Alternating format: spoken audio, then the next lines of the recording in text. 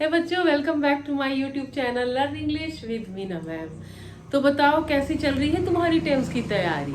Tense की तैयारी अच्छी चल रही है ना। अगर तुम टेंस की तैयारी अच्छे से नहीं करोगे ना तो तुमको भी कॉन्फिडेंस नहीं आएगा टेंस पढ़ने में। तो इसके पहले हमने पढ़ा कि पर्सन क्या होते हैं, दूसरे वीडियो में हमने पढ़ा सब्जेक्ट क्या होते हैं, सब्जेक्ट को कैसे पहचाने, और तीसरे वीडियो में हमने पढ़ा कि ऑब्जेक्ट को कैसे पहचाने। इस वाले वीडियो में हम पढ़ेंगे हेल्पिंग वर्ब के बारे में। अगर तुम हेल्पिंग वर्ब का चैप्टर अच्छे से पढ़ लोगे ना तो तुम्हें टेंस में जरा भी दिक्कत नहीं होगी, क्योंकि वैसे मैं तो चाहती हूँ कि सारे हेल्पिंग वर्ब तुम्हें एक साथ पढ़ा दूं, लेकिन हो गया तुम कहते हो कि मैम लंबे वीडियो में हम थक जाते हैं। तो चलो भाई, तो हम इसको छोटे छोटे पार्ट में बनाते रहेंगे। कोई बात नहीं, हम धीरे चलेंगे, सारी तैयारी बहुत करीने से करेंगे, ठीक है ना। तो चलो शुरू करते हैं। तो बच्चों, वर्ब क्या होते हैं? सुबह से शाम तक, रात तक तुम जो भी क्रिया करते हो, सब जो भी कार्य करते हो वही सब क्रिया है। जैसे सुबह उठते हो, उठना क्रिया है। फिर फ्रेश होते हो, फ्रेश होना क्रिया है। फिर नाश्ता करते हो, नाश्ता करना क्रिया है। फिर उसके बाद स्कूल जाते हो, जाना क्रिया है। पढ़ते हो, पढ़ना क्रिया, क्रिया ही क्रिया तो है। वर्ब क्या होता है? ऐसा शब्द जिससे किसी कार्य के होने का पता चले, उसे क्या कहते हैं? हम क्रिया कहते हैं। The word that shows an action is called verb, ठीक है। तो वर्ब जो है वो दो प्रकार की होती हैं। एक को हम कहते हैं मेन वर्ब और दूसरे को हम कहते हैं ऑक्सिलियरी वर्ब या हेल्पिंग वर्ब। तो इन्हीं के बारे में हम पढ़ेंगे, ठीक है। तो चलो हम शुरू करते हैं। यहाँ पर बोर्ड में लिखा हुआ है। अच्छा तो मुझे तब लगता है जब मैं लिखती भी जाऊँ और बोलती भी जाऊँ, जैसा कि क्लास में होता है। लेकिन इसमें समय कम लगता है बच्चों, ज़्यादा चीज़ें हम पढ़ा पाते हैं अगर लिखा हुआ रहता है तो, है ना। तो चलो देख लेते हैं। तो verb, the word which shows an action is called verb. There are two kinds of verb. The first is main verb. The main verb shows an action. It comes alone in a sentence or can be used with an auxiliary verb. जो main verb है वो क्या बताता है? वो किसी action को बताता है ना, किसी कार्य के होने को बताता है। और कभी तो ये वाक्य में अकेले ही आता है और कभी इसके साथ हेल्पिंग वर्ब भी आती है। जैसे चलो अब देखते हैं कि हेल्पिंग वर्ब किसे कहते हैं। हेल्पिंग वर्ब जैसे नाम से ही क्लियर है, जो हेल्प करे।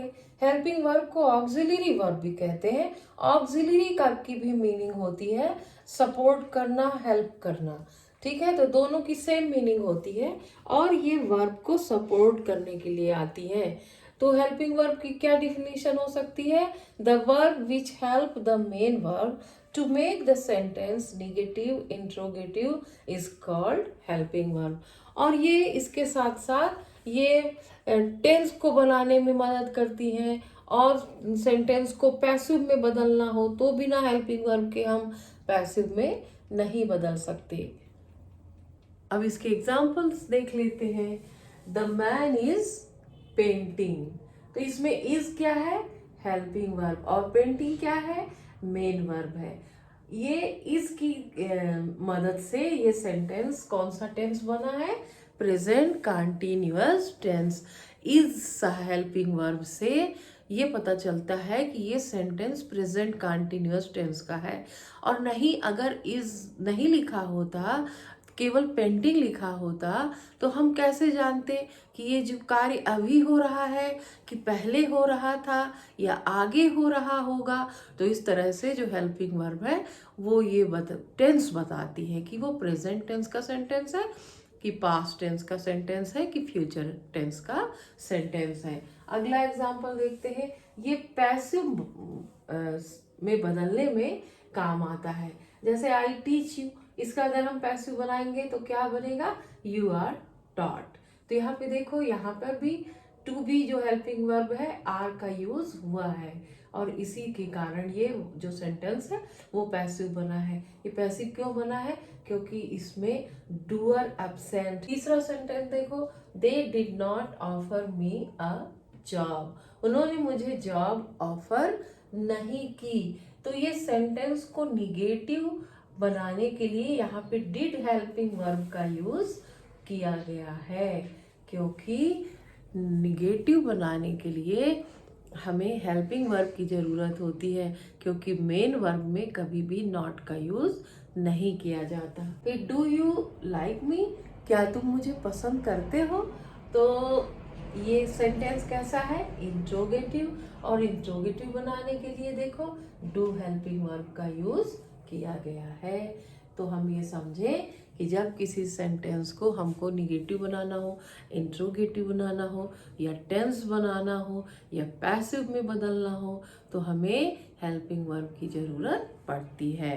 अब एक बात ये याद रखने लायक है कि अगर किसी सेंटेंस में एक ही वर्ब आता है, चाहे वो हेल्पिंग वर्ब ही क्यों ना हो, तो वो मेन वर्ब ही कहलाता है। जैसे आई हैव अ पेन, मेरे पास एक पेन है, तो ये हैव यहाँ पे हेल्पिंग वर्ब हैव का यूज किया गया है, लेकिन हम इसे हेल्पिंग वर्ब नहीं कहेंगे, यहाँ पे मेन वर्ब कहेंगे।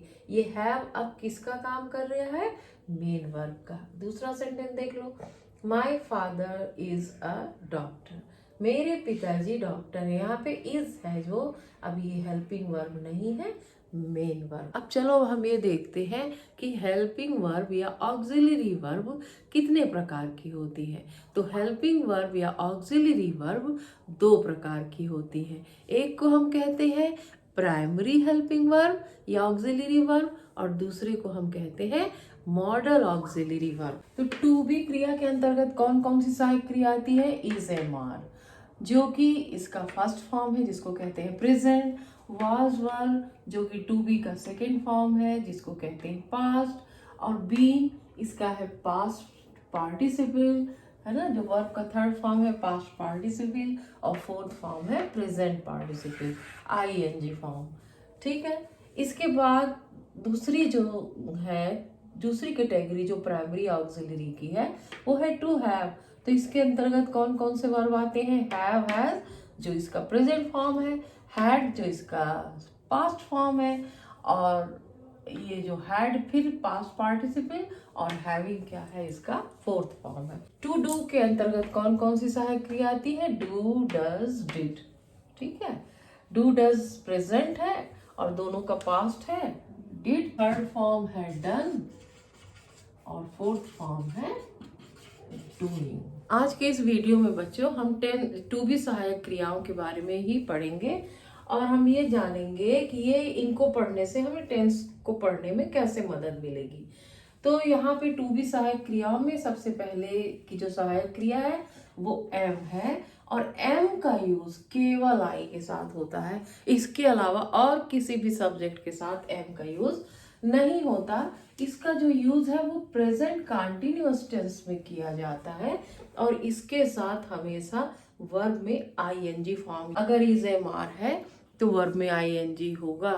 जैसे I am going, she is cooking, they are dancing. इस और ये देखो यहाँ पे एग्जांपल है, I am singing a song, मैं एक गाना गा रही हूँ। फिर दूसरा देखो इज का यूज किसके साथ होता है? इज का यूज हमेशा सिंगुलर प्रोनाउन या नाउन के साथ होता है, जैसे ही is, she is, it is, या Ram is, a boy is. और ये भी प्रेजेंट कॉन्टिन्यूअस में यूज किया जाता है, और इसके साथ भी वर्ब में आईएनजी फॉर्म यूज की जाती है। जैसे ही इज रीडिंग ए बुक, वह एक किताब पढ़ रहा है। शी इज कुकिंग फूड, वो खाना बना रही है। इट इज बार्किंग, यानी कोई कुत्ता है वो भौंक रहा है। इसके अलावा अगला जो है आर का यूज प्लूरल के साथ होता है ना, जैसे यू, दे, वी, और प्लूरल नाउन जैसे गर्ल्स, बॉयज, बर्ड्स, बटरफ्लाईज, ये। और इन सब, ये जो आर हेल्पिंग वर्ब है इसका भी यूज प्रेजेंट कंटिन्यूअस में किया जाता है, और इसके साथ भी वर्ब में आईएनजी, जिसे हम वर्ब का फोर्थ फॉर्म कहते हैं, वो यूज किया जाता है। एग्जाम्पल देख लो, you are swimming, birds are flying. तो क्या समझे हम ये समझे कि इज एम आर का यूज प्रेजेंट कंटिन्यूअस के साथ किया जाता है और इसके साथ वर्ब में आईएनजी का यूज किया जाता है। चलो अब देखते हैं टू बी सहायक क्रियाओं का पास्ट फॉर्म जो है वाज और वर। तो वाज के साथ किन किन सब्जेक्ट का यूज किया जाता है? वाज के साथ आई का, ही, शी, इट और सिंगुलर नाउन का। हाँ, ये याद रखना बच्चों कि आई के साथ भी वाज का ही यूज किया जाता है।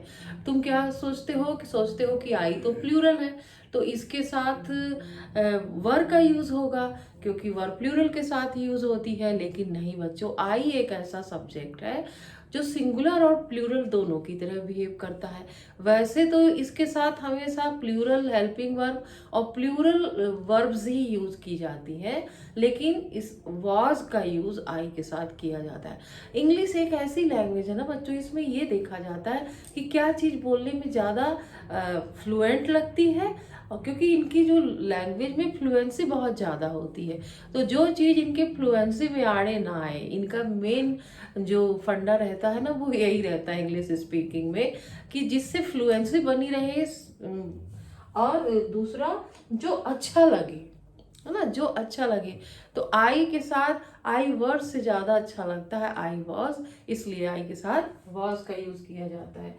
तो आई के साथ वॉज का यूज होता है, फिर ही, शी, इट और किसी भी सिंगुलर नाउन के साथ। जैसे देखो, ही वॉज गार्डनिंग, वो बागवानी कर रहा था।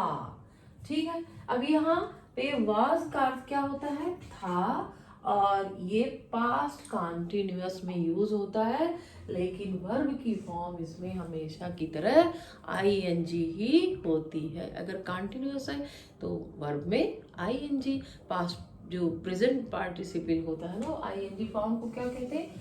प्रेजेंट पार्टिसिपल, जो कंटिन्यूटी को दर्शाता है। ठीक, तो इसका यूज जो है पास्ट कंटिन्यूअस के साथ होता है और इसमें वर्ब के फर्स्ट फॉर्म के साथ आईएनजी का प्रयोग किया जाता है। समझ गए? अब है वर्ब। वर्ब एक प्लूरल हेल्पिंग वर्ब है और इसका जो यूज है वो प्लूरल सब्जेक्ट के साथ किया जाता है, जैसे यू, वी, दे और जितने भी प्लूरल नाउन होते हैं। जैसे यहाँ पे ये, और इसका यूज किसके साथ किया जाता है? पास्ट कंटिन्यूअस के साथ। वर्ब की कौन सी फॉर्म यूज होती है? आईएनजी। और जैसे एग्जांपल, गर्ल्स वर डांसिंग, लड़कियां डांस कर रही थी। ठीक है बच्चों, तो ये देखो टू बी सहायक क्रियाओं का चैप्टर यहाँ खत्म हुआ। अगर आप पहली बार मेरे चैनल पर आए हैं और आपने अभी तक मेरे चैनल को सब्सक्राइब नहीं किया है तो इसको सब्सक्राइब कर लीजिएगा। Please do subscribe my channel और उसे लाइक करिएगा, शेयर करिएगा, और कैसा लगा मेरा वीडियो ये ज़रूर कमेंट करके बताइएगा। और अगर आपको कोई सवाल पूछने हो, जो भी कुछ मैंने पढ़ाया अगर उससे रिलेटेड कोई क्यूरी है आपकी तो ज़रूर उसे कमेंट बॉक्स में लिखिएगा और मैं आपको रिप्लाई ज़रूर करूँगी।